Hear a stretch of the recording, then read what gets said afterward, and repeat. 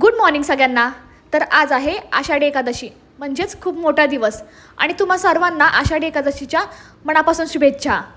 आणि आजचा दिवस भक्ती, श्रद्धा आणि सकारात्मक ऊर्जेने भरलेला असतो, म्हणून घरातही एक वेगळंच प्रसन्न वातावरण जाणवतं. आणि आज तर असतो सगळ्यांचा उपवास. मग चहा बनवला, आजीनं दिला आणि मीही चहा घेतला. त्यानंतर केली थोडी घरातील कामं आणि एकादशीसाठी खास फराळाची तयारी. आणि आम्हाला आज मंदिरातही जायचं होतं. पंढरपूरला जाता नाही आलं तरी जवळच्याच मंदिरात विठ्ठल रुक्मिणीचं दर्शन झालं तरी छान वाटतं.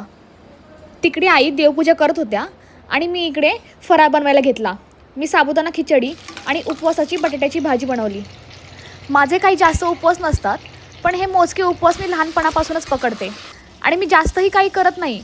मला होईल तेवढी भक्ती मी करते, थोडीच करते पण मनापासून करते.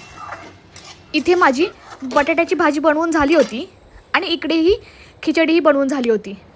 आषाढी एकादशी असल्यामुळे सर्वात आधी घरातील देवांना नैवेद्य दाखवला. आणि खरं सांगू तर मी कधीच देवाकडे काहीच मागत नाही. फक्त माझं माहेर आणि सासर या दोन्ही घरांना सुखात ठेव एवढीच प्रार्थना करते. तोपर्यंत हेही जिममधून आले होते. मग यांना दिला पहिला फराळ करायला, कारण आम्हाला जायचं होतं मंदिरात. मग तयारी करून आम्ही मंदिरात आलो. मंदिरात तर खूपच प्रसन्न वातावरण होतं.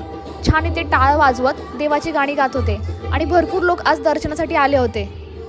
मी, आई, मम्मी, ताई आणि आजी आम्ही सगळेच आलो होतो मंदिरात. आणि छान सगळ्यांनी दर्शन घेतलं आणि मनापासून प्रार्थना केली. मंदिरातलं भक्तिमय वातावरण मनाला खूप प्रसन्न वाटत होतं. आषाढी एकादशीच्या या पवित्र दिवशी देवाचं दर्शन घेतल्यावर मनाला एक वेगळाच आनंद आणि समाधान मिळालं.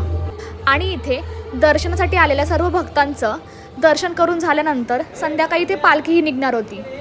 त्यामुळे इथे पालखीचंही दर्शन आम्हाला झालं. त्यामुळे खूपच छान वाटलं. छान दर्शन करून आम्ही घरी आलो आणि मग सगळ्यांनी आम्ही फराळ करून घेतला. आणि तुमचा आजचा आषाढी एकादशीचा दिवस कसा होता मला नक्की कमेंट करून सांगा. आणि माझा आजचा व्लॉग तुम्हाला कसा वाटला तेही मला कमेंट करून सांगा.